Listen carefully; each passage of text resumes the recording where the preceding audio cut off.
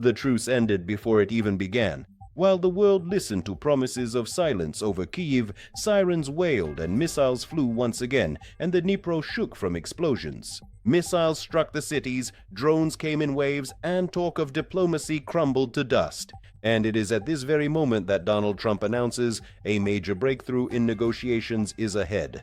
But the main question is growing louder. Is this a real chance to stop the war, or just another loud illusion? Well, you'll find more details in our report. You're on the Glavred channel, and I'm your host, Yevgeny Serov. Like and subscribe to the channel.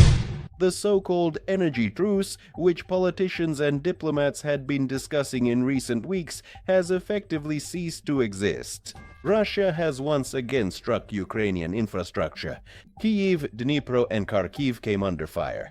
There were reports of damage to energy facilities, residential neighborhoods, and civilian infrastructure. What was recently presented as a possible humanitarian gesture, a pause in attacks on the energy sector, did not last long.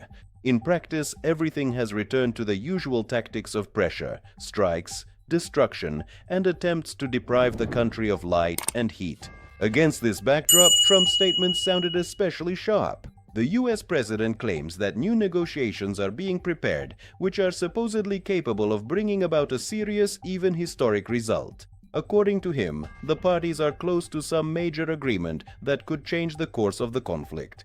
Trump speaks of a major breakthrough, hinting that diplomacy is about to move off dead center. However, there are practically no specifics, no details about the format, no clear guarantees, and no understanding of exactly which conditions are being discussed. And here arises the main dissonance. While politicians talk about chances for peace, the reality looks completely different.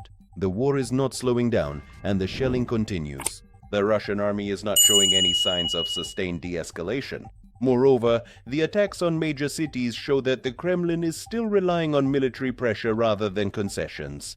In such a situation, talk of a breakthrough sounds more like a political message than a confirmed fact. The Ukrainian side emphasizes that any agreements only make sense when they are backed up by actions.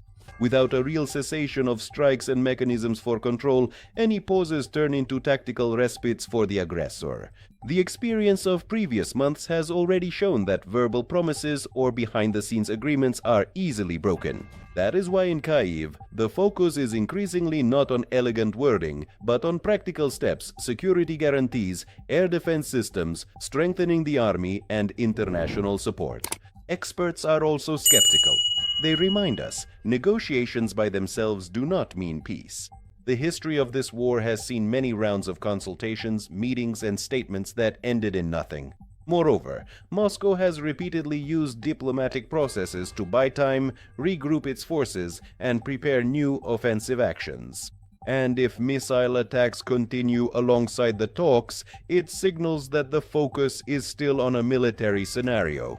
Meanwhile, on the ground, it is not words but facts that matter. Sirens in the cities, damaged power grids, nighttime drone attacks — this is the reality Ukraine is living in right now, and it hardly aligns with talk of a major agreement coming soon. That's why the question people are asking more and more often is simple. If the ceasefire didn't last even a few weeks, why should the new promises work any better?